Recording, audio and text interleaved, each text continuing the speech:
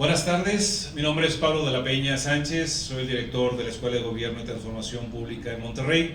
Me da mucho gusto darles la bienvenida aquí a su casa, de la Escuela de Gobierno del TEC de Monterrey, donde queremos que sea un espacio donde podamos venir, converger, discutir, platicar, reflexionar sobre los problemas más importantes que nos aquejan, que son muchos, pero precisamente nuestro interés es tener este tipo de paneles, al cual agradecemos mucho a nuestro socio, el Jeffrey Group, por ayudarnos a organizarlo y invitarnos pues en la organización de este evento y tener este estupendo panel para platicar sobre algunos de los retos, desafíos que se visualizan para México y Latinoamérica en este año, o por supuesto, y el siguiente 2023, y probablemente un poco más allá.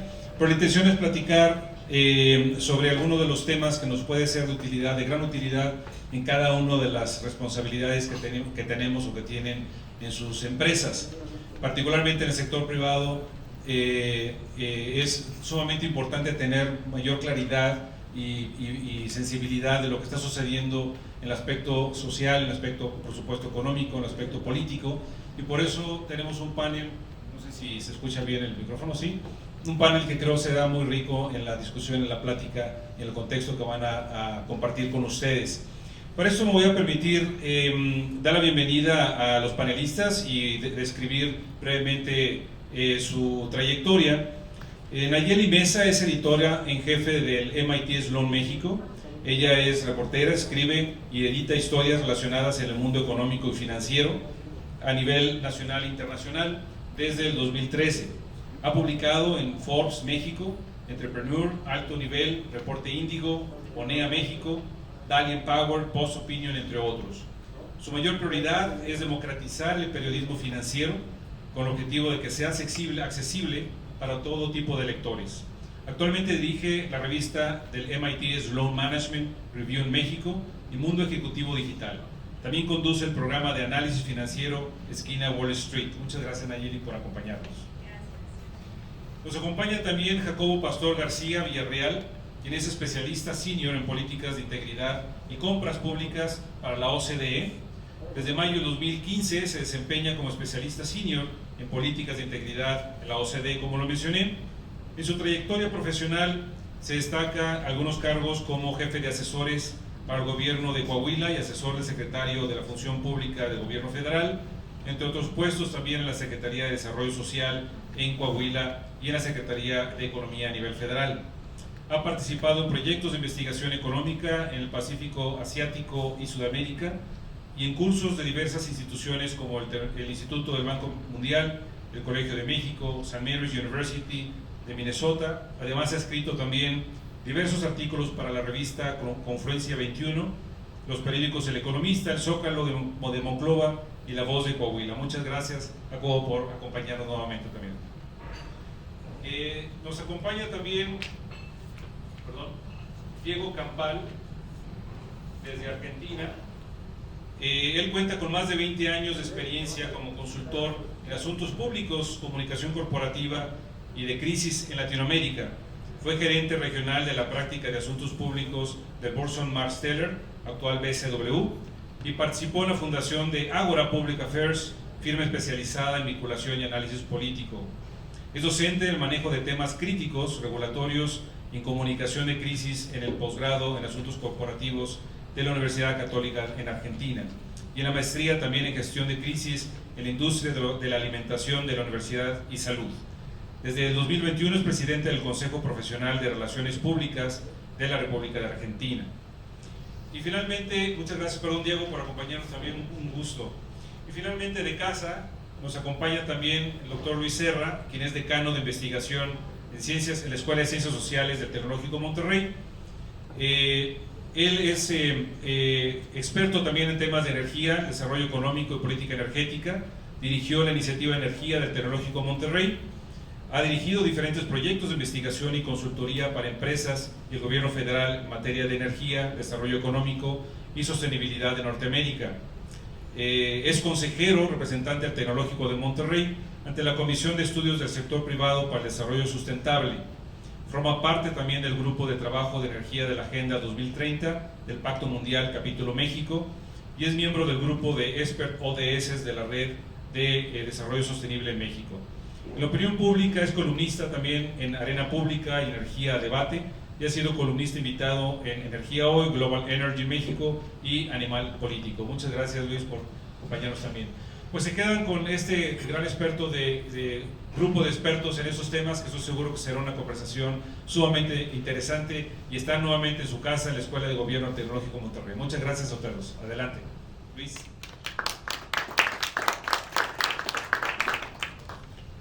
Bueno, pues primero que nada, muchas gracias, Pablo, y muchas gracias también a Jeffrey Group por esta ocasión, la oportunidad de coincidir en este panel con Nayeli, con Jacobo, con Diego.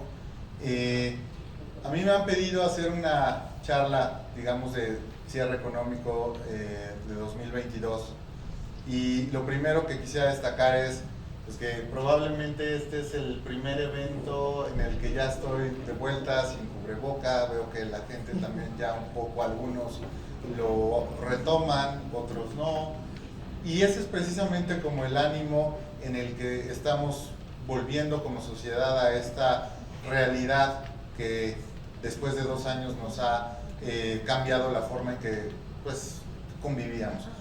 Precisamente esas condiciones que antes existían y que esperábamos que volvieran a la normalidad en el panorama económico, político y social, creo que ya han cambiado drásticamente, y quiero resaltar 4 elementos de este cierre de 2022 que son los que creo que hay que tener en cuenta.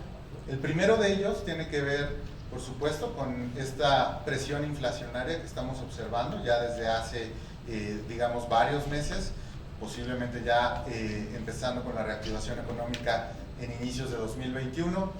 En ese entonces se discutía que era una tendencia temporal, que desaparecería. Incluso había pronósticos que a finales de 2021 nos indicaban que íbamos a tener probablemente una ya estabilidad en el alza de precios para el segundo semestre de 2022. Ahora vemos que no es así, que incluso se está recrudeciendo. Entonces, esta tendencia inflacionaria es persistente, y por supuesto, digamos que no es solamente a consecuencia de la reactivación económica después de los confinamientos por la pandemia. El segundo elemento que me gustaría destacar es que precisamente en América Latina las economías de la región han retomado de alguna forma su camino. Hay casos específicos donde vemos que hay una cierta, digamos, pues otra vez trayectoria creciente en el Producto Interno Bruto, otros en los que no, y precisamente ese retorno a la actividad económica desigual en América Latina también está marcando ciertos factores políticos y sociales en la región. El tercer punto tiene que ver con el impacto que está empujando el alza inflacionaria a nivel global. Y lo primero que se piensa cuando ocurre esto, pues es decir, bueno, pues un gran factor que está ocurriendo y que acontece en la vida, sobre todo de los bienes y servicios que consumimos y que los empuja hacia el alza en sus precios, pues tiene que ver precisamente con el conflicto bélico entre Rusia y Ucrania. Y ahí el problema, pues quisiera apuntar el consenso que existe entre los especialistas de energía a nivel global, donde dicen, bueno, esta crisis en los precios de los energéticos realmente fue adelantada por el conflicto bélico, pero ya era una crisis que se estaba observando desde 2020. Entonces ya se veía que había indicios que íbamos a llegar a este elemento, y que es además más generalizado que normalmente los shocks que hemos experimentado de precios en energéticos en el pasado, que estaban solamente atenidos a la parte de petróleo. Ahora estamos viendo factores que tienen que ver con otros hidrocarburos, como específicamente gas natural, el mismo carbón, y que por supuesto tienen consecuencias importantes en los alimentos. Precisamente estas condiciones complejas en el alza de precios creo que son las que empiezan a poner justo pues el terreno para que se vuelva un suelo fértil para gobiernos populistas, tanto de derecha como de izquierda, en la región, precisamente para capitalizar políticamente estas necesidades crecientes que la sociedad en América Latina está presentando. Entonces, me gustaría compartirles unas imágenes, si podemos poner la primera de ellas, por favor, con datos del Fondo Monetario Internacional, pues lo que podemos observar en estas tres imágenes pues tiene que ver primeramente con esa recuperación que platicábamos de América Latina, ¿no? Una recuperación que en la gran mayoría de los casos ya se ha dado. Hay dos casos notables donde incluso la destrucción de valor económico que ocurrió con la pandemia no solo ya se recuperó, sino que estos dos países ya están otra vez presentando una tasa ya de crecimiento en su Producto Interno Bruto que, si bien se va a desacelerar, pues ya está generando más valor al que existía previo a la pandemia, como son el caso de Chile y Colombia. Pero, por ejemplo, el caso de Argentina y México son dos de las economías en la región que presentan todavía una destrucción de valor económico que no ha retomado, digamos, niveles previos a la pandemia.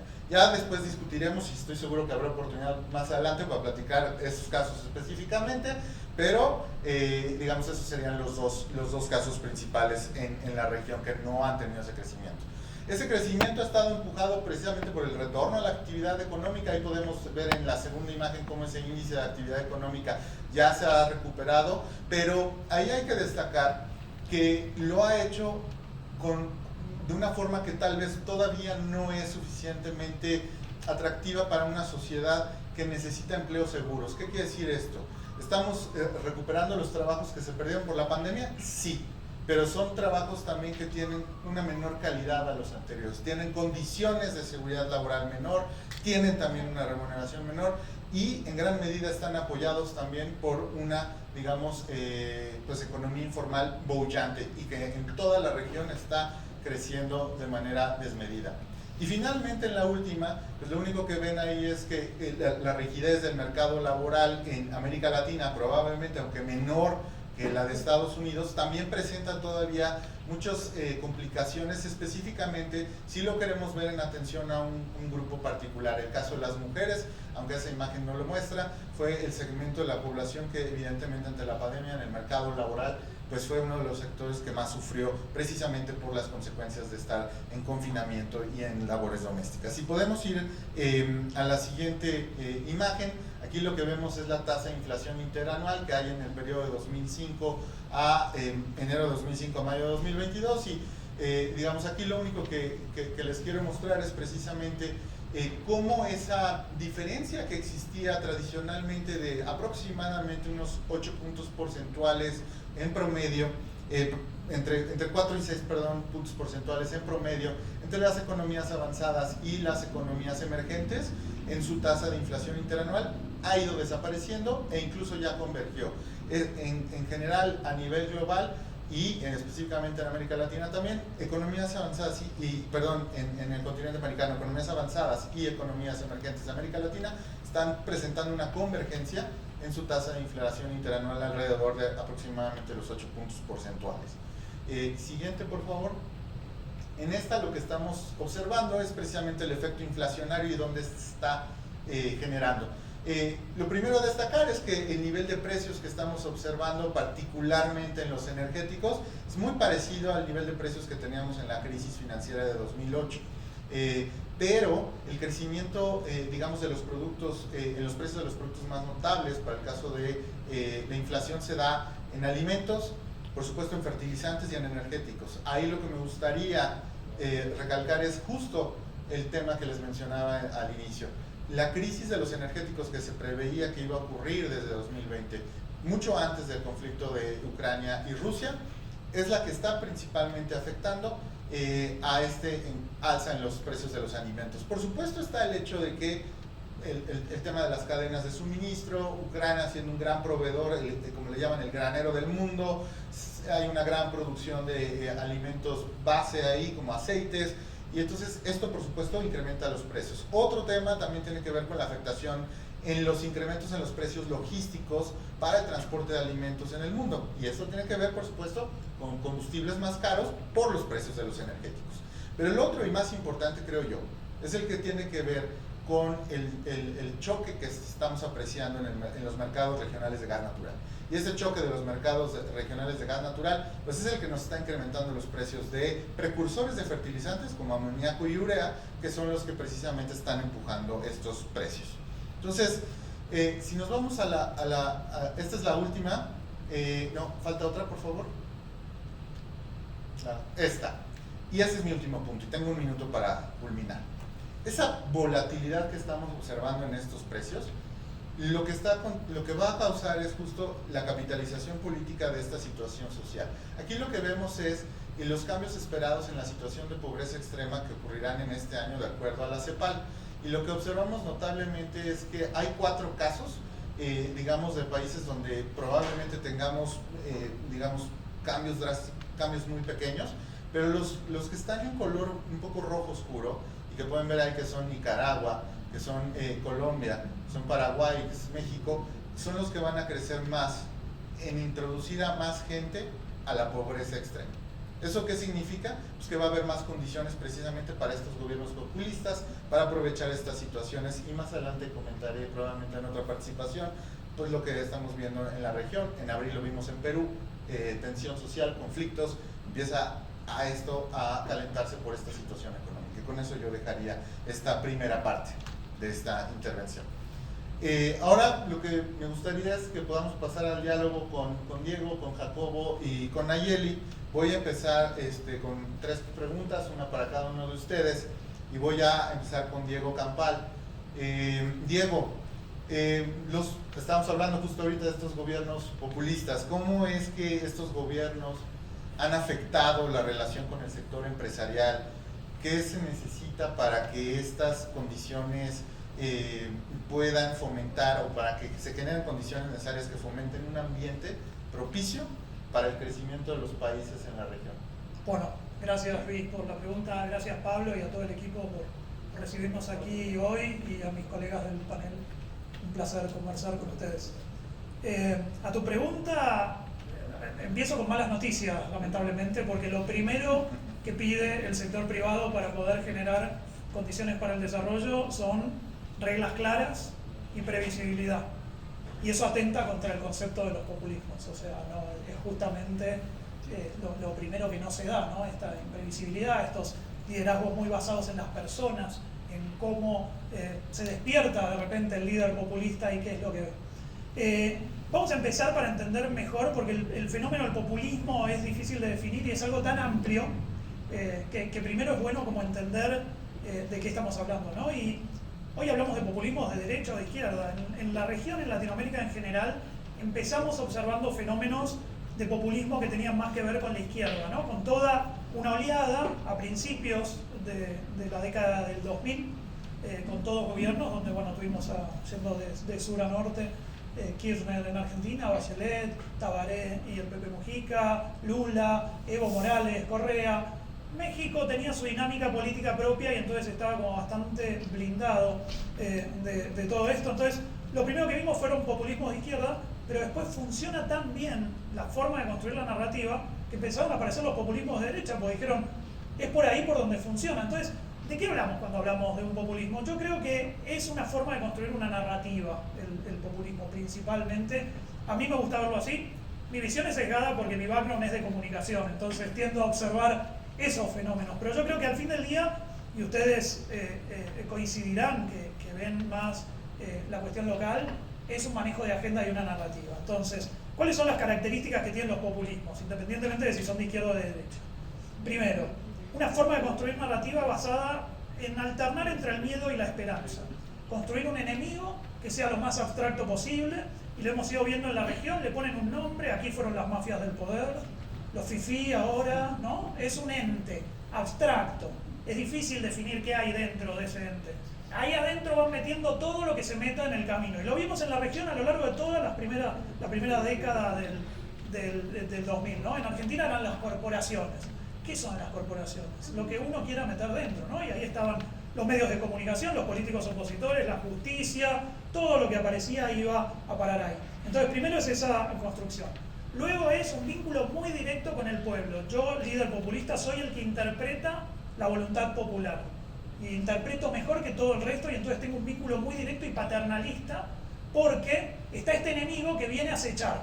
Y todo lo que ustedes pasaron mal o antes de que yo llegue es culpa de ellos. Y hay que tener cuidado porque pueden volver. Y yo estoy aquí para protegerlos. De nuevo, puede ser de izquierda o de derecha, ¿no? Es esa la dinámica de construcción, y ese pueblo generalmente son los propios, ¿no?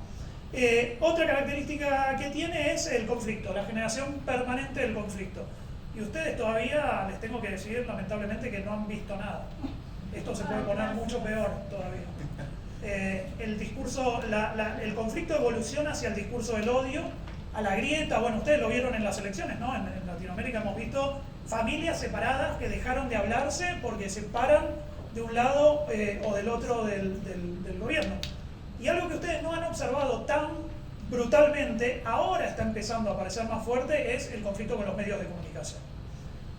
Ahora, como para terminar, estas formas de populismo pueden evolucionar hacia formas más graves que incluyen autoritarismo, avances sobre las instituciones, censura, persecución política a opositores. Eso lo hemos visto en la región, esperemos que aquí no. Pero para terminar, me gustaría hacer un clic en qué son las cosas buenas y malas, porque no es todo malas noticias, ¿no? Hay cosas buenas y malas en cada sector. Un populismo de derecha tiene para el sector privado algunas cosas que lo benefician. La primera es, en general, tienden a establecer regímenes regulatorios e impositivos favorables al desarrollo económico y al desarrollo de la actividad privada, que impacta positivamente en un primer periodo, por lo menos, de progreso. Las empresas invierten, confían, ¿no? Entonces, eso es lo que tiene de bueno. ¿Qué tiene de malo para el sector privado los populismos de derecha? Es que se desgastan rápido porque no logran resultados para los sectores más populares, digamos. Entonces ese desprestigio de la política se puede contagiar al sector privado. Las empresas son parte de los culpables de que esto no esté funcionando y que la redistribución no sea equitativa, y entonces entramos todos en la misma bolsa. Son los gobiernos que gobiernan para las empresas, es lo que se instala. Así que eso y el efecto péndulo, ¿no? Que va de un lado para el otro, viene el gobierno de izquierda y deshace todo lo que se hizo y hay que empezar de nuevo. Y para terminar, los populismos de izquierda, por su lado, como dijimos antes, lo que tienen de malo es la falta de reglas claras, la imprevisibilidad, una narrativa muchas veces antiempresa. La empresa entra en ese cúmulo de enemigos y el sector privado entra dentro de los enemigos, pero tiene algunas cosas buenas también, ¿no? Son populistas pero no son idiotas, decíamos muchas veces, entonces saben que el sector privado es necesario. Hay que generar empleo, hay que generar inversión. Mantener el populismo es claro, necesitamos que las empresas que paguen los impuestos para poder implementar los planes sociales que nosotros queremos. Así que hay como cosas buenas y cosas malas, así que ese sería como mi primer análisis y después podemos profundizar un poco más si quieren en la construcción de las narrativas. Muchas gracias, Diego. Ahora voy contigo, Nayeli. Vimos que la pandemia de COVID-19 pues, tuvo una afectación clara en el crecimiento económico de la región, pero particularmente pues, unos países sí han podido recuperar su trayectoria de crecimiento.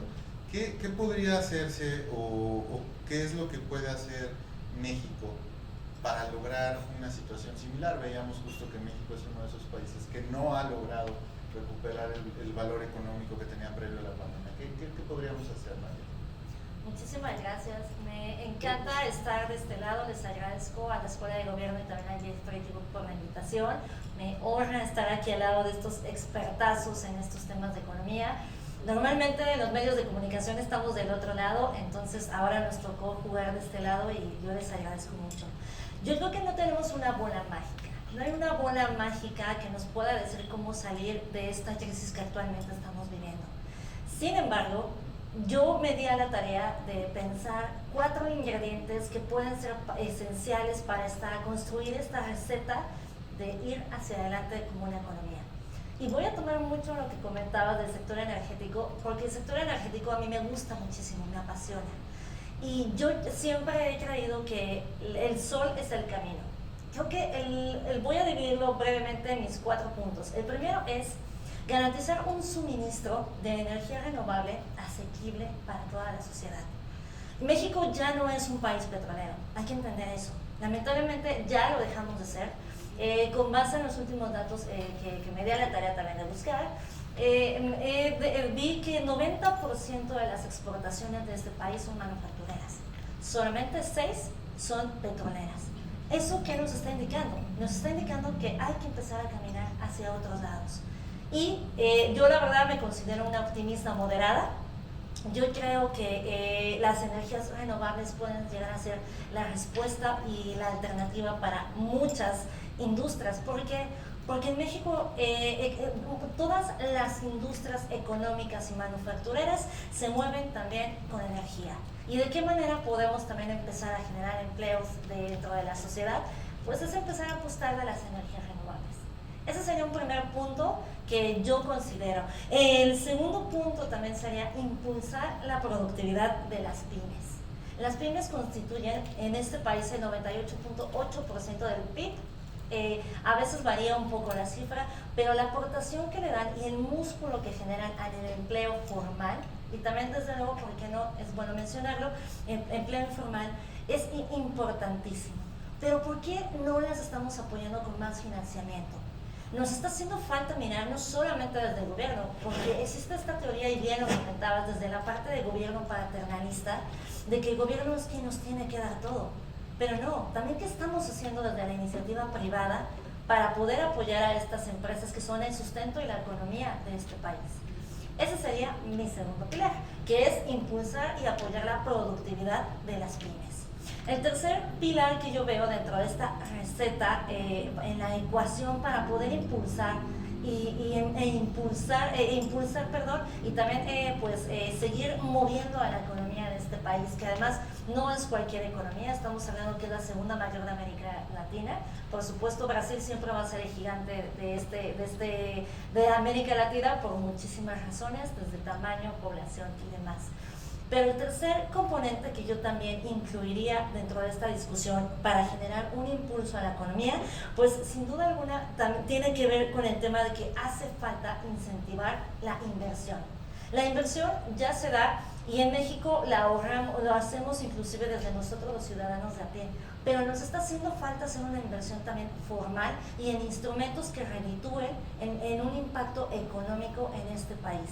Creo que 4 de cada 10 mexicanos, me refiero a ciudadanos, como tú, como yo, de ciudadanos de pie, solamente hacen una inversión una vez al año.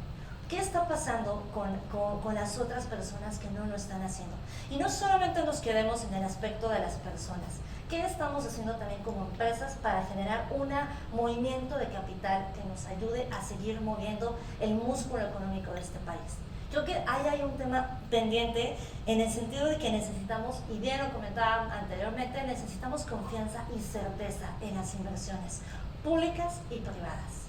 Y para no monopolizar el tiempo, el cuarto pilar dentro de esta receta que yo veo para mover la economía de este país es, y también ya lo comentabas, no creas que te estoy robando las ideas, pero yo también creo que es incluir a las mujeres en el mercado laboral formal. En este país las mujeres somos mayoría y eso no tiene que ver con un sesgo de feminismo o ninguna cuestión de liderazgo en ningún sentido de paridad de género, ni tampoco se trata de cubrir cuotas solamente por cubrirlas. Creo que el potencial que tienen las mujeres para incentivar y mover la economía de ese país es fundamental en el sector público y en el sector privado. Entonces estamos dejando de lado y desperdiciando una gran oportunidad, porque también, como bien lo comentabas hace unos minutos, las mujeres fuimos la población más afectada dentro de la pandemia, pero muchas de ellas, por diversos motivos familiares, personales y profesionales, ya no pudieron insertarse nuevamente en el mercado laboral. Entonces, ¿qué estamos haciendo desde la iniciativa pública y privada para insertarlas y también seguir moviendo este músculo económico? Y ahorita, si quieren, seguimos platicando para no monopolizar el tiempo. Muchas gracias, Nayeli. Ahora voy contigo, Jacobo. Definitivamente el cierre de 2022 no va a ser muy bueno, digamos, para América Latina, va a ser difícil, va a ser particularmente difícil para México. Entonces, desde la perspectiva de gasto público, ¿qué instrumentos consideras que puede utilizar el gobierno para precisamente tratar de atender las prioridades de la sociedad? Gracias por la pregunta, gracias a la Escuela de Gobierno y a mi alma mater del TEC de Monterrey por invitarnos a este evento. Un gusto compartir el panel con Nayeli, con Diego, con Luis. Pues mira, lo primero que creo que habría que ver en el tema de gasto, y añadiría también la inversión, porque como bien dice Nayeli, si bien el consumo se ha venido recuperando, a partir sobre todo de que bueno, ya gran parte de la población está vacunada. Igual las exportaciones manufactureras han crecido de manera importante, sin embargo la inversión sí permanece muy rezagada. Para darles alguna idea, traigo aquí algunas cifras, tomando 2015 como la base del índice, estamos 10 puntos por abajo en formación bruta de capital fijo, mientras que el promedio de los países de la OCDE está 20 puntos por arriba de la base que había del índice de 2015.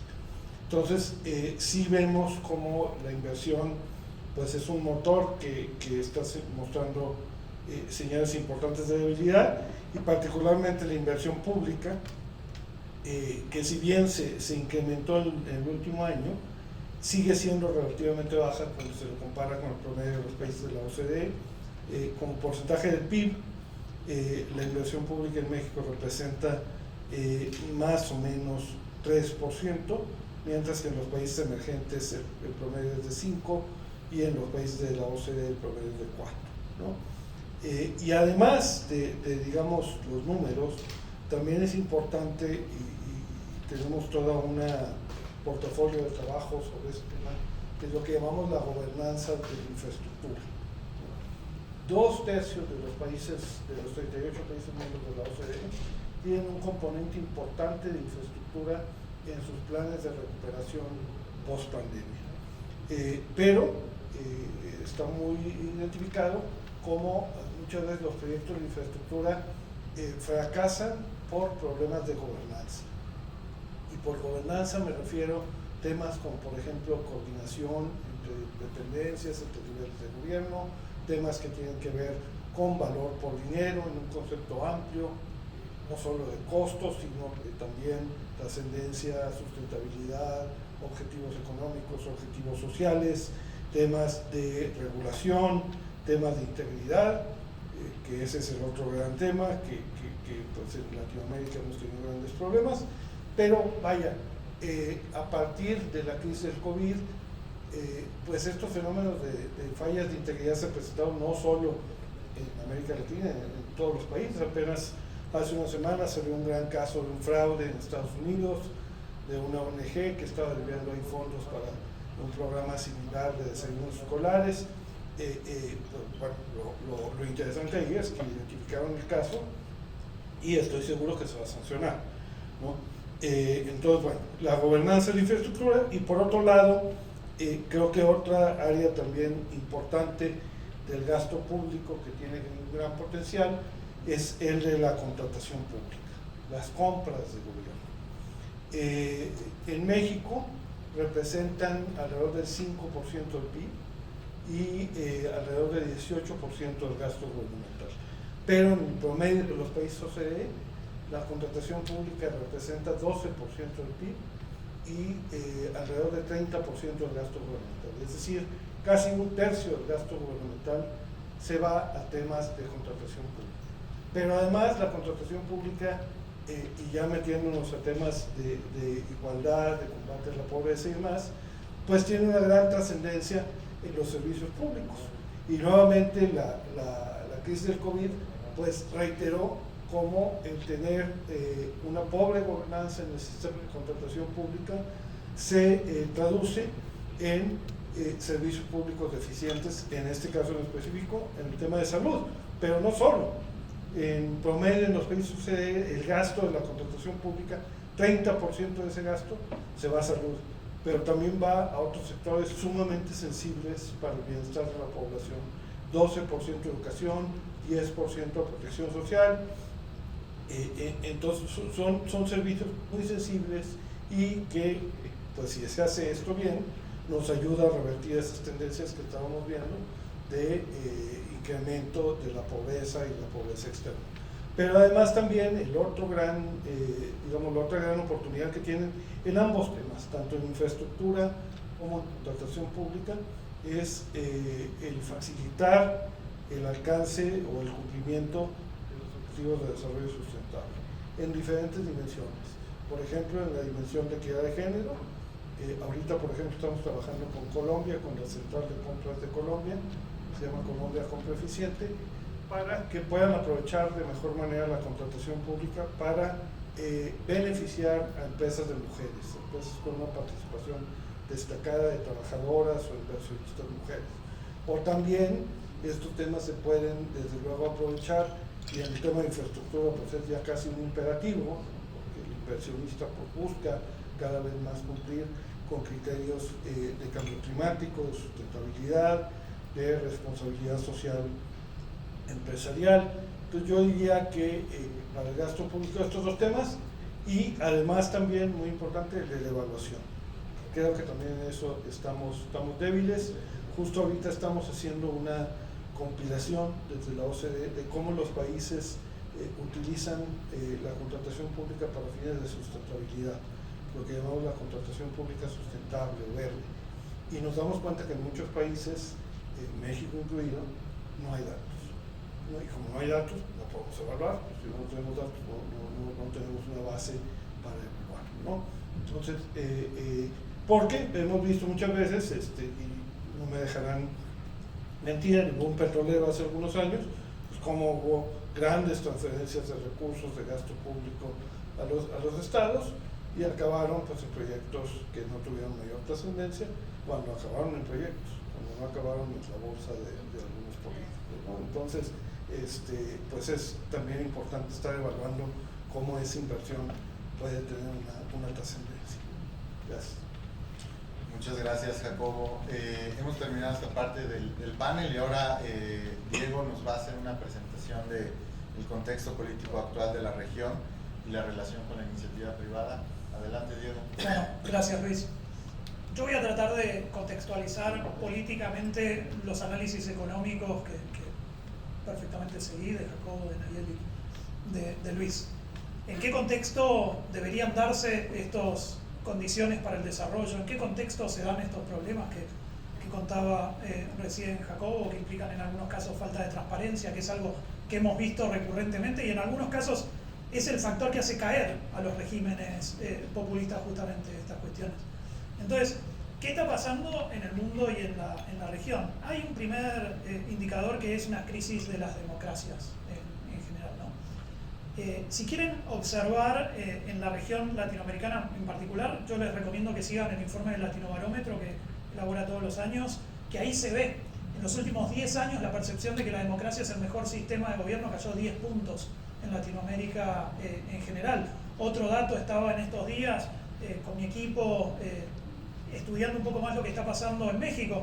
Miren este dato que encontré, 52% de los mexicanos, este es el último dato de 2021, está de acuerdo o no tendría un problema que haya un gobierno que no sea democrático siempre y cuando le resuelva sus problemas del día a día, ¿no? Entonces, las democracias están en conflicto. ¿Por qué? Porque se dan distintos factores ahí, ¿no? En primer lugar es que hay clases que antes eran muy pobres y que se incorporan a las clases medias y entonces empiezan, en el momento en el que empiezan a solucionar sus problemas más básicos, esto es la escala de Maslow, uno ya tiene resuelto el problema de darle de comer a sus hijos y empieza a demandar otras cuestiones, empieza a demandar mejor educación pública, mejor salud, quiere mandar a sus hijos a la universidad, que está muy bien, y es una de las claves para el desarrollo de los países que eso suceda, pero los gobiernos cada vez tienen la vara más alta y tienen que responder a mayores demandas que aparecen de la población. Después aparece otra cuestión que es un fenómeno que tiene que ver con la tecnología, ¿no? Hay una percepción de que la gente está cada vez más informada, la gente tiene la percepción de que está cada vez más informada y que tiene una opinión sobre los temas complejos, ¿no? Y esto lo combinamos con lo que hablábamos antes de las democracias directas y yo interpreto la voluntad del pueblo.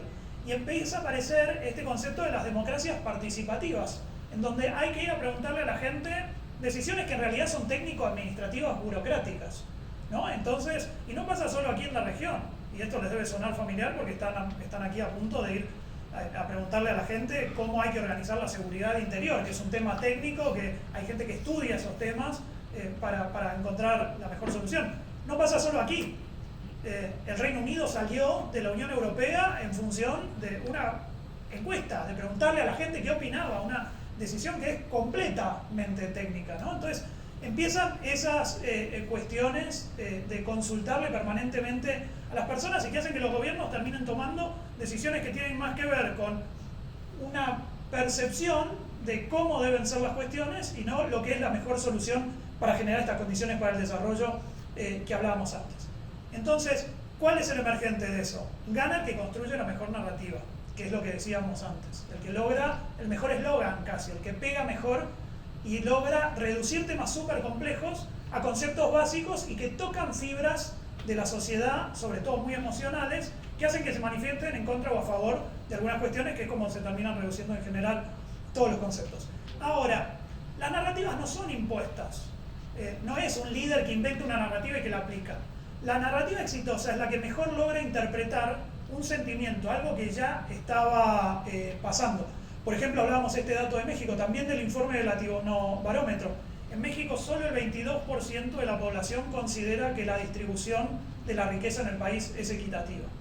Entonces ahí hay un dato, hay algo sobre lo cual uno puede accionar. Y para meterme un poco más en cuestiones más prácticas de vinculación con el sector privado, quiero mostrarle algunos slides de un estudio que hace un colega, sociólogo argentino también. Él estudia en Latinoamérica. Esta es la ficha técnica, que bueno, él siempre me dice que hay que mostrar siempre primero la ficha técnica antes de mostrar resultados. Así que esta es la ficha técnica del estudio. Los últimos datos son de fines del año pasado. Él lo viene haciendo hace 5 años este estudio. Podemos pasar a la siguiente. Ahí vamos a ver temas de los principales países de la región y de México.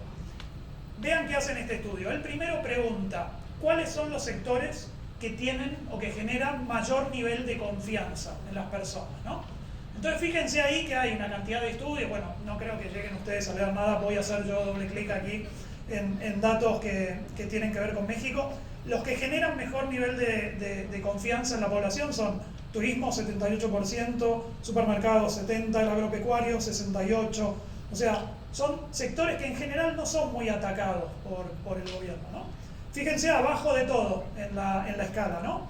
Nos encontramos los medios de comunicación, fáciles de atacar. ¿Por qué? Porque la gente tiene mala imagen de eso. Si yo hablo mal de alguien que ustedes no quieren, ustedes van a tender a estar de acuerdo conmigo en lo que estoy diciendo naturalmente, digamos, ¿no? Entonces aparecen los medios de comunicación, aparece la minería, por ahí abajo también, está el tema de la nacionalización del litio.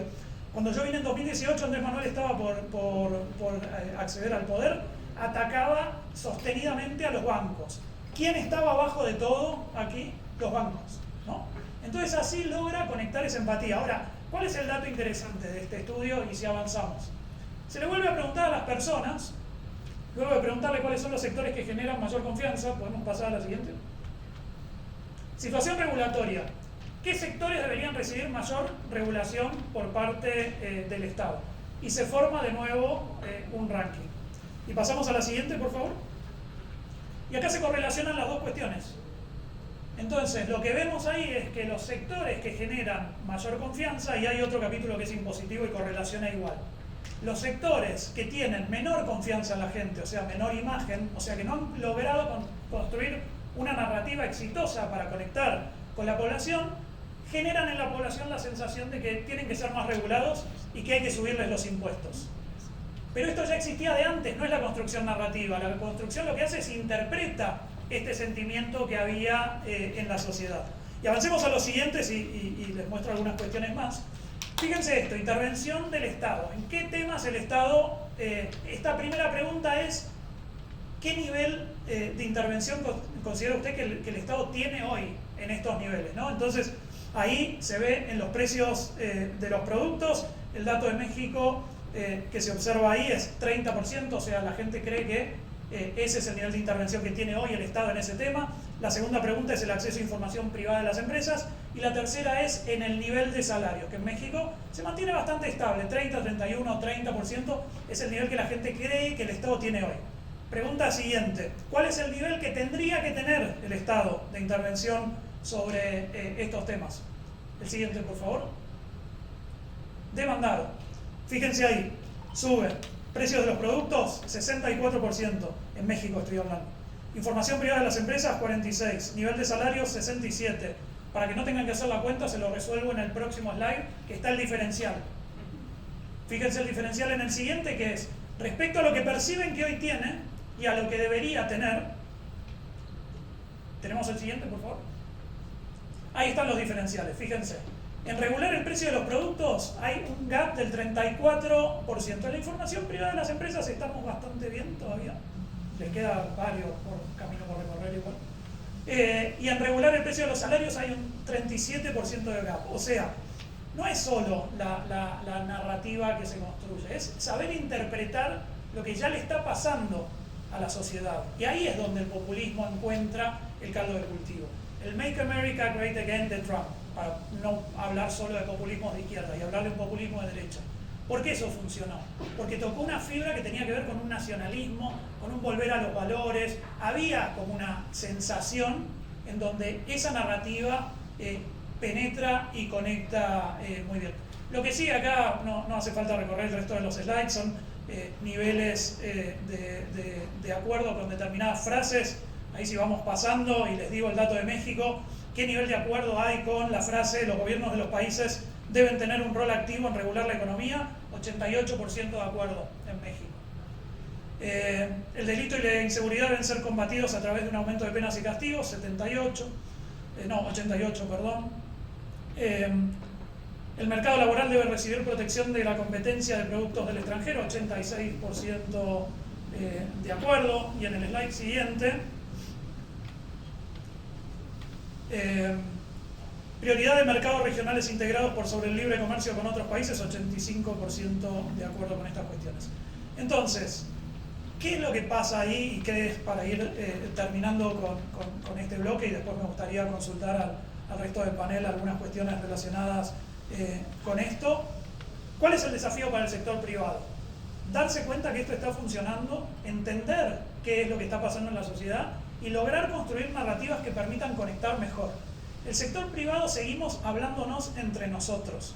Hablamos con un lenguaje de sectores altos de la sociedad, educados, informados, los comunicados que sacamos nosotros, las empresas, expresando el punto de vista sobre medidas que toma el gobierno, los entendemos nosotros solos.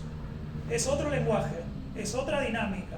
Y del otro lado tenemos maquinarias comunicacionales muy efectivas que logran penetrar en esos segmentos y que por eso es el éxito. Entonces, ¿qué es lo que tenemos que hacer? Algunas cuestiones bien concretas, que algo hablamos en 2018 cuando yo vine por primera vez a conversar sobre estos temas, es: el primer punto es no confrontar directamente. Ese en muchos casos es como desde el sector privado me vienen a regular y voy a ir contra eso. Hay que tratar de construir agendas positivas. Hay temas en los que se puede encontrar acuerdo, agendas del primer empleo, por ejemplo, empleo joven, son cuestiones que tienen que funcionar. A veces no focalizarse en la vinculación con el gobierno federal y generar casos de éxito con gobiernos locales, con gobiernos estaduales, donde uno muestre que tiene algo que ofrecerle al gobierno y que el gobierno lo puede capitalizar políticamente esas cuestiones. Entonces, construir ese tipo de vinculación es otro de los temas que se pueden hacer. Y después lo otro, y hablamos de esto, de qué condiciones hay que generar para el desarrollo. Todos aspiramos a tener estabilidad, reglas de juego claro, pero eso a veces no pasa. Y se puede operar igual en contextos adversos. Existen muchísimos estudios, y seguro ustedes en la Escuela de Negocios trabajan mucho sobre los entornos VUCA, ¿no? Estos entornos muy volátiles, impredecibles. Y la verdad que la experiencia en Latinoamérica a lo largo de la primera década del 2000 es clara. Se puede hacer buenos negocios y se puede convivir con este tipo de regímenes si se sabe interpretar el contexto en el que se opera. Así que esto me gustaba poner un poco como contexto más político, y quiero abrir de nuevo el diálogo a mis colegas y luego al resto de todos ustedes. Y me gustaría empezar, Jacobo, si me permites, preguntarte, bueno, ¿qué estás observando en términos de tendencias y retos justamente para generar confianza en las instituciones públicas y en los gobiernos? Gracias, Diego. Pues mira, es muy pertinente la pregunta porque justo hace un par de meses publicamos un reporte que se llama Building Trust to Reinforce Democracy, que precisamente va a observar cuáles son las tendencias y los retos en la construcción de confianza en los países OCDE. Porque pues vimos ya en el 2008, en la crisis financiera, una baja sensible en la confianza en las instituciones.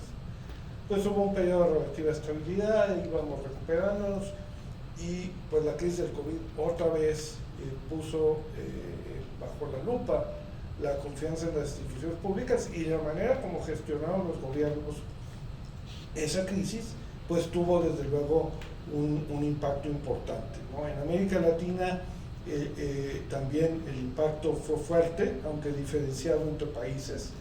En promedio, en 2020 traíamos un índice de confianza de 38%, pero si le preguntábamos a la gente qué pensaba de la gestión del COVID, por ejemplo, en Argentina los resultados son bajos, solamente el 38% de la población aprobaba, en México el 17%, en Colombia el 68%, entonces, como digo, hay ciertas variaciones, pero en casi todos los casos la tendencia era negativa, era hacia la baja.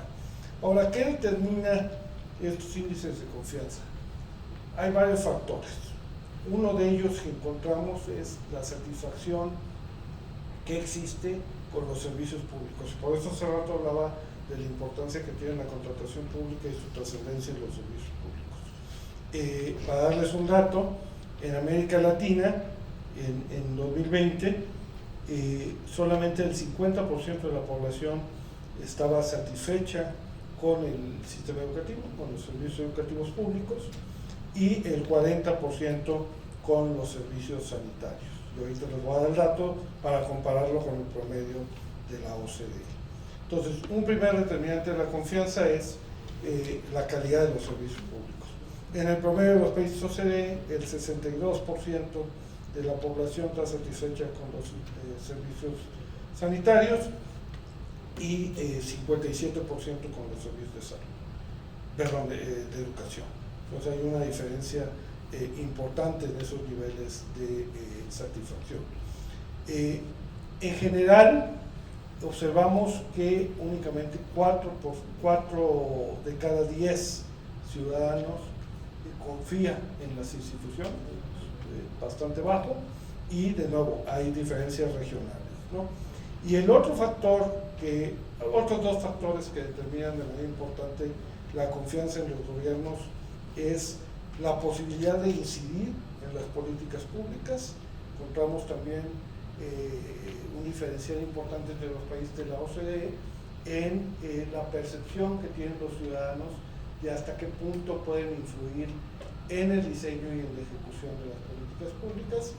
Y segundo, otra vez, el tema de la integridad, ¿no? Y se le preguntaba a los ciudadanos si ellos creían que los funcionarios públicos y el funcionario público promedio aguantaba un cañonazo, aguantaba una oferta de un trabajo en el sector privado a cambio de beneficios políticos.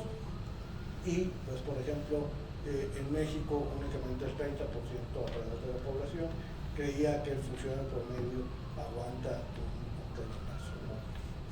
Entonces, ¿qué lecciones o qué recomendaciones hace este estudio que está en nuestra página de internet? Es público, los invito a verlos. Hay datos sobre México, hay datos sobre Colombia. ¿Qué lecciones nos deja? El primero es que los gobiernos deben de hacer un esfuerzo por involucrar al ciudadano en el diseño, en la ejecución y en la evaluación de las políticas públicas, en las tres etapas. Justo ahorita estamos trabajando con un grupo de trabajo que tenemos que llamamos la Alianza de Auditores, para ver cómo o cuáles son las buenas prácticas de involucramiento de los ciudadanos en las labores de fiscalización y evaluación que realizan las instituciones de fiscalización superior. Entonces, no es solo las dependencias que planean y ejecutan la política pública, sino también puede ser incluso las instituciones que evalúan y fiscalizan las políticas públicas y el gasto público. Segundo, invertir en integridad. Yo creo que todos sabemos que los escándalos que hemos tenido en América Latina han sido golpes fuertes en la confianza de las instituciones. Aquí en México, bueno, muchos analistas atribuyen la percepción de corrupción a que fuera un push importante para un cambio en las tendencias de votación, ¿no? Pues debo decir que desgraciadamente en muchos países no vemos que este tema esté alto en la agenda pública, vemos un poco abandonado el tema del Sistema Nacional Anticorrupción, que fue la gran apuesta del Estado mexicano para atender este problema. Si bien tenía falencias y tenía problemas, porque bueno, recordarán que todo este tema del Sistema Nacional Anticorrupción nació precisamente a partir de un escándalo y se hizo un poco abruptamente, pero bueno, había desde luego cosas positivas y era la gran apuesta y teníamos que avanzar en ese sentido, y creo que hay que trabajar todos, desde organismos internacionales, de la sociedad civil, la academia, empresas, los medios de comunicación, todos, en que pongamos este tema en la agenda otra vez y el gobierno sea serio en atenderlo, ¿no? Pues buscar esos mecanismos de participación que no solo sean, porque a veces nos quedamos en el plano de la comunicación, como comunicar resultados, sino que realmente el ciudadano sienta que está teniendo una trascendencia, una opinión que es tomada en cuenta en el diseño de políticas públicas. Y finalmente también, otra de las conclusiones, es que los gobiernos trabajen en estar mejor preparados para atender las próximas crisis, porque evidentemente pues estas crisis sanitarias, de desastres naturales, etcétera, se van a seguir presentando, y cómo se atienden tiene un impacto importante en los niveles de confianza. Bien, muy interesante, gracias, Jacobo. Voy a seguir contigo, Luis, y luego cerramos contigo, Nayeli. Luis, me interesaría conocer desde tu punto de vista y desde tu abordaje cuál está siendo la experiencia con los gobiernos de izquierda y cómo está siendo la relación con el sector privado desde tu punto de vista en función de lo que venimos conversando un poco en el panel. Sí, es una relación compleja. Por un lado, el sector empresarial lo que busca es siempre que existan condiciones y un entorno favorable para la economía, precisamente porque está en sus intereses, en su actividad económica. Y eso no necesariamente tiene que estar peleado con las demandas que atiende un gobierno de izquierda o un gobierno de otro tipo. Digamos, al final del día, a las empresas lo que le debe importar es que exista transparencia, que exista claridad, que existan reglas de juego claras que le permitan desempeñarse en el sector correspondiente. El problema es, yo creo, en esta administración particularmente, como lo mostraste tú en tus gráficas y lo platicabas en este tema de escoger quién es el enemigo y esta entidad. En el caso particular de México, pues lo que vemos es un gobierno que, por una parte, no sé si me gustaría llamarlo de izquierda, pero sí un gobierno que se dice ser de izquierda y que constantemente busca atacar al sector empresarial como si fuera parte del problema o como si fuera causante del problema.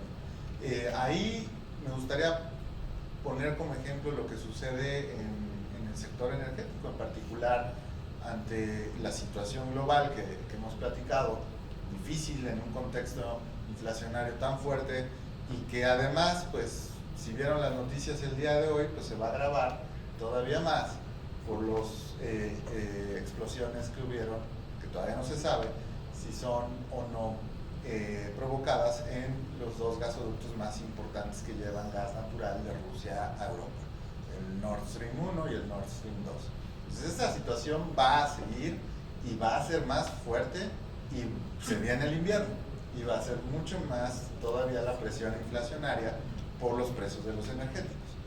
Pues en un contexto así, en el sector energético en México hubiera sido sumamente favorable que en un entorno de reforma energética que permitió justo la apertura de un sector que había estado por más de 70 años digamos, en manos solo del Estado en todos los segmentos de la cadena de valor, pues que hubiera justo una continuidad y que vimos que de alguna manera tenía puntos favorables en términos, por ejemplo, lo que mencionaba hace un momento Jacobo, de inversión en infraestructura. Pues bien, esta reforma de alguna manera permitió el desarrollo de infraestructura, sobre todo infraestructura de generación renovable, pero que también iba a traer a colación pues infraestructura, por ejemplo, para la transmisión y distribución de energía eléctrica. Y lo que hace ahora el gobierno particularmente cuando tú viniste en esa primera ocasión en 2018, decía, pues yo voy a respetar todo lo que se haya hecho con esa reforma, pero el respeto fue, pues, digamos, pues mencionado. De facto lo que hay es pues un completo, digamos, pues entrampe, un completo, se echó tierra y agua para generar un lodazal en ese sector, y lo que tenemos es básicamente no un IPAS, sino un sector que está aletargado y que, como bien se ha explicado, y la realidad es que hay una correlación muy cercana entre el crecimiento y la actividad del sector energético y el crecimiento del Producto Interno Bruto. Entonces, ¿cómo vamos a poder generar un dinamismo económico si tenemos un sector en el cual justo teníamos la oportunidad de que el sector privado pudiera participar para, además, aliviar varios de los compromisos que tiene el gobierno federal en materia de gasto y que pudiera orientarlos hacia otras prioridades? Pues en vez de aprovechar esa oportunidad, se ha decidido no solo voltearla, sino incluso confrontarla, tratar de muchas maneras de revertir la situación. Se ha llegado a instancias judiciales para tratar de resolver ese confrontamiento que tiene el gobierno federal con el sector privado en el sector energético. Estamos básicamente en algunos casos con unas empresas en tribunales internacionales. Particularmente está el caso, por ejemplo, del yacimiento Zama, que era un yacimiento compartido entre un conglomerado con Pemex y con una empresa energética, un consorcio internacional. Entonces, al final del día, creo yo que esa experiencia podría ser mejor, no necesita ser así. Creo yo que además, como país o como ciudad, en dado caso, tenemos una experiencia que podría ser mucho mejor que la que hemos experimentado a nivel federal en los últimos 3 años. La Ciudad de México ha sido gobernada por este tipo de partidos o de este corte político por más de 2 décadas. Entonces creo yo que sí hay un ejemplo claro, en una nota positiva, como decías hace rato, no veamos nada más lo negativo. Es decir, podemos construir un diálogo, podemos crear oportunidades, y esperaríamos que la persona que tome ese encargo en 2024 pues tenga la apertura para poder retomar esas discusiones que son necesarias para nuestra sociedad. Muy claro, Luis. Bueno, hablas de presión inflacionaria, yo vengo de Argentina, vamos a cerrar el año con 90. Sí. Cuando quieran hablamos de presión inflacionaria, y van a salir todos muy tranquilos de aquí. Muy interesante, muchas gracias. Y cerramos contigo, Nayeli, y eres periodista, así que seguro compartes el abordaje que tengo y nos interesan los fenómenos de la comunicación. Así que me interesa preguntarte, en este contexto regional, ¿cuáles crees que son justamente las narrativas políticas que han tenido mayor eco? Y como una segunda pregunta, ¿cómo se perciben los contrapesos en las democracias de la región desde la visión de los medios? Muchas gracias. Son preguntas muy interesantes. Yo creo que, y retomando un poco también lo que comentaba Jacobo respecto a la inversión y este punto de coincidencia que teníamos, yo creo que sin inversión no hay crecimiento. Pero ¿qué clase de crecimiento queremos? Creo que es muy importante comenzar a pensar en un modelo económico que nos permita tener bienestar y ofrecer condiciones favorables para todos. Digo, quizás esto suena muy bonito a la letra y en el papel, y en la acción es demasiado complicado. Y tomando el punto de lo que comentas respecto a la libertad de prensa, en México y en América Latina el periodismo enfrenta múltiples desafíos. De hecho, Deutsche Welle, un medio alemán, que a mí personalmente me gusta muchísimo y es súper conocido, ese medio hacía un análisis que llamaba que México y América Latina viven tiempos oscuros para el periodismo y la libertad de expresión. Tomando en cuenta un informe de Reporteros Sin Fronteras, 37 puso a 37 mandatarios o jefes de Estado fueron catalogados en este informe de Reporteros Sin Fronteras como depredadores de la libertad de prensa. Y cito, depredadores de la libertad de prensa en 2021. Dentro de América Latina destacaron a Jair Bolsonaro por el caso de Brasil, Nicolás Maduro por el caso de Venezuela, Daniel Ortega, Nicaragua, que ha sido un caso emblemático para la prensa, literal el medio llamado La Prensa, que también sufrió pues censuras y después lo reconvirtieron en el espacio que era de la prensa, lo reconvirtieron en un espacio cultural del gobierno. También mencionaban en este informe a Miguel Díaz-Canel, el presidente de Cuba, pero creo que es muy importante decir, y no solamente lo digo yo, lo dicen quienes saben, que la libertad de expresión en México y América Latina está en retroceso. Y en México, ¿cuál es el panorama? En México lamentablemente nos enfrentamos al panorama de violencia contra los integrantes de la prensa. Que si bien, sobre todo en la ciudad, creo que también tenemos, y bien lo comentaban hace rato, que a veces es una visión muy desde el privilegio generalista, desde acá hablamos, pero no volteamos a ver hacia los colegas que están en los medios a nivel local. No son las mismas condiciones los que laboramos en la Ciudad de México, en la gran ciudad, y que tenemos puestos de diferentes a quienes son los reporteros y colegas que todos los días salen a buscar la nota y que también están arriesgando su vida. Yo que la narrativa, precisamente, que lo comentabas perfectamente, Diego, respecto a esta narrativa populista, llámese de derecha o de izquierda, nos está afectando a la prensa. Y en América Latina vemos muchísimos casos emblemáticos muy complicados. La prensa está siendo censurada todos los días y la pandemia vino a agravar esta situación. ¿Por qué? Porque muchos gobiernos, no solamente en México, no le pongamos etiqueta ni nombre ni apellido a esto, pero durante la pandemia muchos gobiernos se aprovecharon de esta situación y de la situación vulnerable que vivieron los medios de comunicación en América Latina y México para poder malinformar y tergiversar la información a su conveniencia. ¿A través de qué? De algo tan sencillo y que todos en este país lo conocemos, que es la publicidad oficial. Que la publicidad oficial, lamentablemente, en este país y en América Latina, Argentina es un caso clarísimo, lamentablemente lo compartimos, y es que justo se aprovecharon de esa situación de vulnerabilidad que vivía la prensa y que se estaban enfrentando a un modelo de negocio que desde el origen está mal. ¿Por qué? Porque el 70% de la publicidad oficial en este país es de los medios oficiales. A pesar de que con este gobierno se ha ido cambiando, si nos damos a la búsqueda de revisar un par de datos, vamos a ver que el esquema sigue estando mal. Pero si volteamos a ver hacia países como Japón y Alemania, el modelo de negocios es totalmente diferente en el periodismo. ¿Por qué? Porque son los lectores los que pagan por el contenido que quieren leer. Entonces, en México, ¿qué estamos haciendo? ¿Qué hay que hacer? ¿Cómo podemos replantear estas narrativas que desde el gobierno, llámese el gobierno que sea, no nos están ayudando y que están provocando una mayor censura para los periodistas? Los periodistas no vivimos tiempos nada fáciles, con el paso de los años se ha ido agravando esto. El periodismo digital también ha venido a poner un nuevo desafío, porque no es lo mismo noticioso a informativo.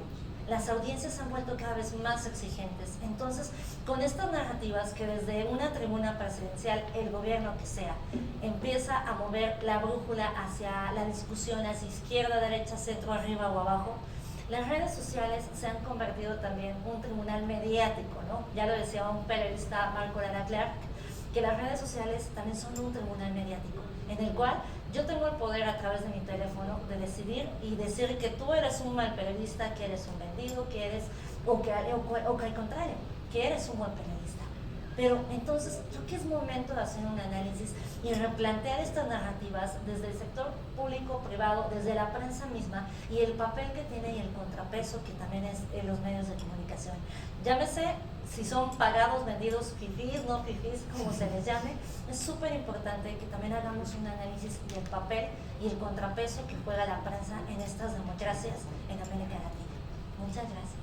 No, por favor, sí, muy de acuerdo. Y hablábamos antes, una de las características que tienen los populismos es la vinculación directa con el pueblo. Sí. Entonces el conflicto con los medios de comunicación aparece cuando el medio hace su rol, que es intermediar la información. Entonces los gobiernos no quieren interpretación sobre lo que ellos hacen, no quieren análisis, quieren vínculo directo. Y ahí es donde empieza, en la crítica del periodismo, que está dentro de su rol, ahí es donde empieza la base del conflicto, que después evoluciona, en algunos casos, ahogamientos económicos a través del manejo discrecional de la pauta. Totalmente, sí. Y en otros casos directamente a cuestiones de censura o discursos del odio, que inclusive termina haciendo que partidarios de un gobierno violenten periodistas por las calles en algunas cuestiones. Sí, ¿no? Entonces, totalmente. definitivamente un tema a monitorear muy de cerca. Muchas gracias, Nayeli, por tu visión. Abrimos ahora preguntas. Si alguien tiene alguna pregunta, hay un micrófono por ahí, pueden levantar la mano y cualquiera del panel puede responder a las preguntas que quieran hacer. ¿Tenemos una ya? Hola Diego, buenas noches a todo el panel. En términos de la sucesión presidencial para México, como sabes, aquí contamos con un partido de liderazgo carismático, que es el que encabeza el presidente Andrés Manuel López Obrador. Con base en tu experiencia en otros gobiernos de América Latina, ¿qué puede pasar con los candidatos frente a esta, potencial desarticulación cuando se pierda este liderazgo carismático del presidente? Es decir, ¿contaremos con un gobierno menos radical o se podrá mantener como este liderazgo, como esta tendencia autocrática? Bueno, a los analistas políticos muchas veces nos preguntan, la primera pregunta que te hacen es ¿quién va a ganar las elecciones? Te dicen. Y nosotros le contestamos el que saque más votos. Pero no, yendo a tu pregunta, yo creo que México tiene una característica bastante particular. Los populismos en general, uno de los factores que produce la caída de los regímenes es no poder resolver sus sucesiones. En Argentina, por ejemplo, es claro el ejemplo donde fue un caso único en el mundo donde una vicepresidenta postula al candidato a presidente y anuncia quién va a ser desde la vicepresidencia su candidato a presidente y sigue dominando la escena. Pasó en Ecuador con Correa, pasa con todos estos presidentes que no logran, que quedan, bueno, Uribe en Colombia también, que quedan en el poder en la práctica, ¿no? El caso de México y que ustedes no tengan habilitada una reelección abre como otro tipo de discusión a ver qué liderazgos pueden aparecer. Hablábamos algo con el equipo y tratando de hacer algo de futurología y a riesgo de equivocarme, yo creo que los regímenes populistas tienen ciclos largos. Yo creo que lo más probable que pase en México es que haya una continuidad en algún matiz con el régimen que tienen. En general, ¿qué es lo que observamos y dónde se produce la caída de estos regímenes? Es o por temas de transparencia, como hablaba muy bien Jacobo, escándalos de corrupción que generalmente coinciden cuando el dinero se empieza a acabar, y decíamos antes que el populismo es caro de mantener, y entonces la población que tiende, cuando está bien, a ser más tolerante con los problemas de transparencia, se empieza a dar cuenta que el dinero que le falta en su bolsillo es el que se están robando. Y entonces ahí empieza como un poco la crisis pendular y aparecen otros liderazgos alternativos y aparece ahí la sucesión. Es una gran pregunta, la verdad que hoy me estaba contando el equipo un poco quiénes son los presidenciables dentro de la coalición de gobierno, hay matices ahí, pero es una gran pregunta para mí, ¿qué va a pasar? O sea, ¿qué va a pasar con la figura del líder carismático caudillesco cuando salga del poder? Si realmente se va a retirar a su finca, que no voy a decir el nombre, pero si se va a retirar efectivamente, en la región en general no lo vemos eso. Estos líderes quedan de alguna manera vinculados y tratan de marcar agenda, así que no tengo la respuesta, sería la respuesta. ¿Otras preguntas para los colegas del panel? Hemos sido muy claros, parece. A ver.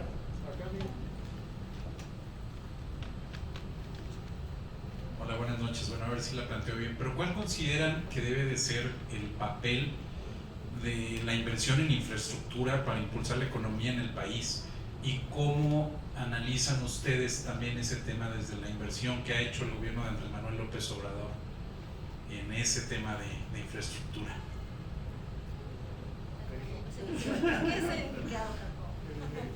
Bueno, la infraestructura, justo hoy escuchaba una noticia de que mañana el IMD, el Institute for Management Development, publica su índice de competitividad de los países y pues daban por ahí el reportaje de algunas cifras de México y en el tema de infraestructura precisamente ocupábamos el último ranking en lugar 59 de como 65 economías, ¿no? O sea, estábamos muy atrás.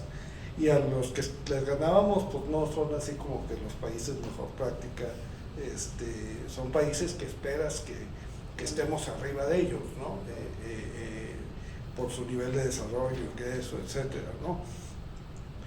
Yo creo que aquí, como en muchas áreas de política pública, la clave es tomar decisiones con base en evidencia.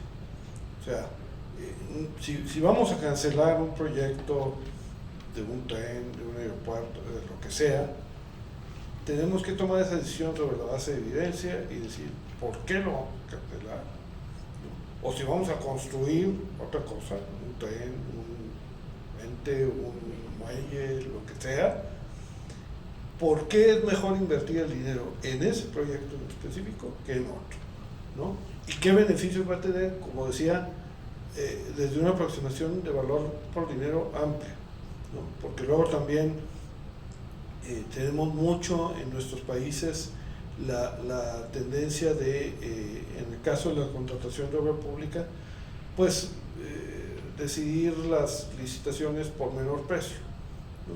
Y luego pues suceden cosas, que se cae el puente, que la escuela no quedó bien, pero además de eso, de temas de calidad, pues tenemos que ver el ciclo de vida de las obras, ¿no? que tenga la resiliencia.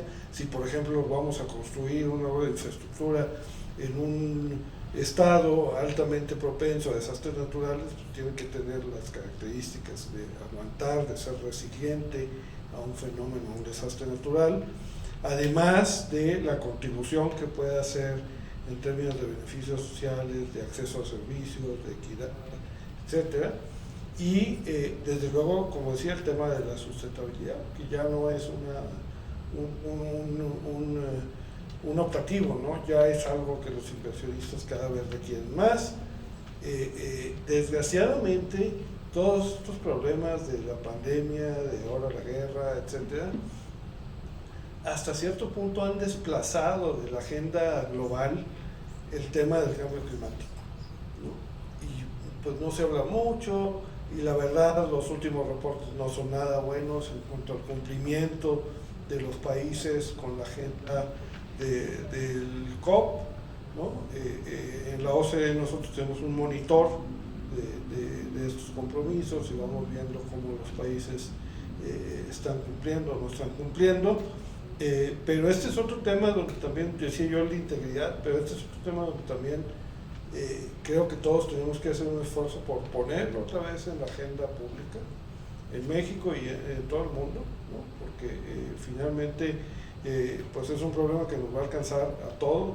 Estamos viendo desastres naturales pues de una magnitud y una frecuencia mucho más recurrente. Yo creo que ya está superado todo esto del negacionismo, de otra vez, evidencia, tomar decisiones en base en evidencia, ¿no? Entonces, por ejemplo, pues a mí me llama la atención que el aeropuerto Felipe Ángeles pues nunca tuvo estudios aeronáuticos, hasta la fecha no los tiene. Es lo primero que tienes que hacer en un proyecto de un aeropuerto. El de Texcoco estaba publicado, era transparente, todo el mundo lo podía ver. Entonces, además de tomar las decisiones en base a evidencia, como decía, una de las recomendaciones de nuestro reporte sobre confianza pues es abrir la información y permitir la participación de los ciudadanos en la toma de decisiones, digamos, no decisiones técnicas, ¿verdad? No le voy a preguntar si me salgo del TEMEC, toco madera, a la población, porque pues eso no, ¿verdad? Pero sí le puedo preguntar, a ver, esta obra de infraestructura, ¿qué opinas? ¿Cómo te va a afectar? ¿Qué beneficios te va a traer? O mira, este otro proyecto, ¿qué prefieres tú? ¿Qué nos conviene más? Y ese tipo de decisiones sí podemos involucrar a la ciudadanía, y de hecho debemos hacerlo, porque nos va a dar un feedback positivo, nos va a ayudar además. El tema de la confianza no es solo porque se vea bonito que la gente confíe en nosotros, ¿no? Porque nos va a ayudar a ejecutar un programa de gobierno y nos va a dar legitimidad a ese programa de gobierno, y además nos va a ayudar en cuestiones como, por ejemplo, pensemos la recaudación. O sea, sí hay estudios que nos dicen muy directamente cómo los niveles de recaudación aumentan conforme aumentan los niveles de confianza. Es lógico, pues si no confío en mi gobierno y creo que se va a robar el dinero, pues la propensión a pagar impuestos va a bajar, ¿no? Entonces, yo lo resumí en eso: decisiones con base en evidencia. Creo que si no hay más preguntas, si estamos sobre el horario, Luis, no sé si quieres hacer un cierre. Sí, perfecto. Necesitamos hacer un comentario final de cierre de cada uno de ustedes. Y voy a empezar contigo, Nayeli. Ya aprendí. Es que me dijeron que lo prendiera y lo pagara, entonces ya lo aprendí. Bueno, antes que nada, muchísimas gracias. Fue de verdad un verdadero placer estar aquí con todos ustedes. Muchas gracias de nueva cuenta. Creo que este tipo de espacios donde podemos combinar a personajes de diferentes industrias nos ayudan a tener una visión más global acerca de cómo enfrentar la realidad que estamos viviendo. Que puede ser buena, puede ser mala. Ahora sí que cada quien habla como le va en la feria, ¿no? Como decimos popularmente aquí en México. Pero creo que es muy importante seguir construyendo un diálogo entre los pilares que son iniciativa pública-privada. Sé que ya lo dije muchísimo, pero siempre es muy importante construir este puente entre iniciativa pública-privada. La prensa misma también es un pilar fundamental para poder construir. Y también retomo lo que comenté hace unos minutos: qué clase de crecimiento también queremos tener. Queremos tener un crecimiento en el cual solamente los organismos internacionales nos estén marcando, pero que sigamos con los mismos niveles de pobreza, de incertidumbre, de falta de Estado de Derecho, o queremos ir creciendo de poco en poco, pero a paso firme. Entonces creo que esa sería como la última reflexión, y pues de nueva cuenta agradecer muchísimo el espacio y la oportunidad de estar acá con ustedes. Gracias, Nayeli. Jacobo.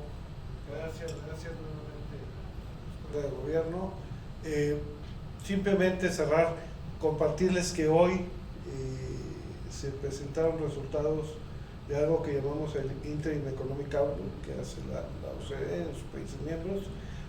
Las noticias no son buenas, van mucho en el sentido de lo que mencionaba Luis, de que estas presiones inflacionarias van a seguir y probablemente van a aumentar, de que los gobiernos pues tienen que ser muy cuidadosos en la mezcla de política monetaria con política fiscal.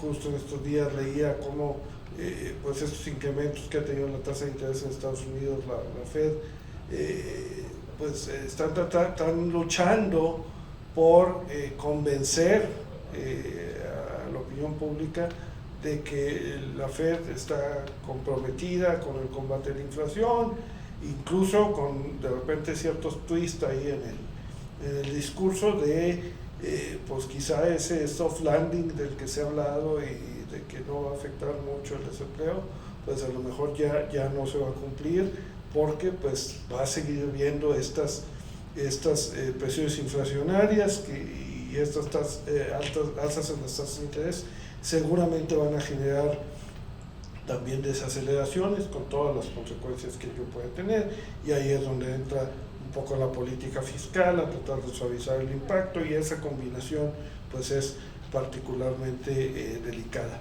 Y otro tema que creo que no se ha hablado y me parece también muy importante para la perspectiva económica y social de la región, y en el caso de México me parece la reforma más delicada que se ha hecho es el tema de educación.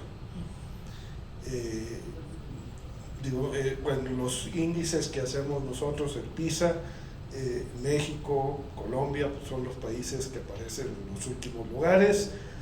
Cada 2 años se hace esto, cada 2 años estos países aparecen en los últimos lugares. En el caso de México, pues hemos hecho recomendaciones que son recurrentes, ¿no? Que hasta cierto punto se estaban, o íbamos, digamos, al menos en la dirección correcta, por ejemplo, de evaluar a los maestros, de generar un sistema educativo que tuviera una evaluación, había un instituto de evaluación de las calidades de la educación. Todo eso, pues, se echó para atrás, y a mí me parece que condena a las generaciones que vienen a permanecer en una situación muy vulnerable. De por sí sabemos, y también hay estudios sobre esto, que es muy difícil que los deciles más vulnerables, los deciles 1 y 2, se muevan hacia las clases medias. Toma generaciones, ¿no? Y uno de los factores que ayuda, que puede ayudar a que se dé esa movilidad, pues es precisamente la educación. Entonces ahí también creo que es un tema que queda como una de las grandes áreas de oportunidad para mejorar pues estos retos, afrontar estos retos que se nos vienen. Gracias, Jacobo. Diego. Bueno, vamos a tratar de cerrar con un mensaje positivo. La buena noticia es que el entorno es desafiante. Creo que desde todas las perspectivas el factor común que extraemos es ese, desde la perspectiva económica, desde la libertad de expresión, de todo. Pero es desafiante, pero se puede. O sea, hay que empezar a pensar un poco distinto. Desde el sector privado durante mucho tiempo hemos estado muy enfocados en desarrollar buenas estrategias, en saber cómo responder al qué y al cómo hacer las cosas de manera eficiente. Y hoy estas narrativas exitosas lo que logran es, más que responder a eso, que hasta en el futuro la estrategia la va a diseñar un algoritmo mucho mejor que todos nosotros, entonces no tenemos que preocuparnos por eso. Hay que responder el por qué y el para qué, que ahí es donde está el corazón de la narrativa, en la motivación, en los elementos emocionales que hacen, que convencen a las personas de un determinado camino, de un determinado modelo de país. Y es inviable cualquier país sin un sector privado activo, sin una generación de empleo, sin una inversión, sin la sustentabilidad. Así que el mensaje es, el entorno es desafiante, tenemos mucho trabajo, todos los abordajes que hacemos de este tema, pero hay que enfocarse en eso, en trabajar muy bien el propósito corporativo del sector privado, diseñar muy bien el por qué y el para qué estamos en este país y construir esas narrativas y animarse a probar mecanismos innovadores, creativos y formas distintas de comunicar para dejar de comunicarnos entre nosotros, que ya estamos convencidos de cómo funcionan las cosas. Así que ese es mi mensaje final. Muchas gracias, Diego. Pues yo nada más comentaría y apoyaría un poco el comentario de Jacobo, sobre todo porque la parte, digamos, esta que mencionábamos de impactos en las personas que van a introducirse a la pobreza, a los sectores de pobreza, que van a engrosar estas filas en este año y probablemente el próximo año, también va aparejado de un incremento en las personas en América Latina que experimentarán inseguridad alimentaria, que se incrementó también de 2021 con respecto a 2020, seguramente este año cerraremos también con un incremento, y ante este escenario complejo, pues América Latina tiene la oportunidad, yo creo, de enfocarse en un desarrollo sostenible que esté volcado precisamente en la priorización de gasto público para necesidades apremiantes de la sociedad. Jacobo menciona algunas muy claras: educación, infraestructura. Creo que la parte, por ejemplo, del sector energético es ahí donde podría incorporarse al sector privado en toda la región, sobre todo con un enfoque de energías renovables, para no tener que acudir probablemente a las tentaciones que vamos a estar observando en los próximos meses ante las escaladas de precios que van a seguir dándose en el sector, pues a utilizar recursos para subsidios que además son regresivos, ineficientes y que básicamente están pagando por contaminar. Entonces, esa es la gran oportunidad que tenemos. Y pues de nuevo muchas gracias a todos, gracias a Jeffrey Group, gracias a ustedes por acompañarnos, y ahora vamos a tener un cóctel al cual los invitamos a acompañarnos. Y pues buenas noches y un placer estar con ustedes.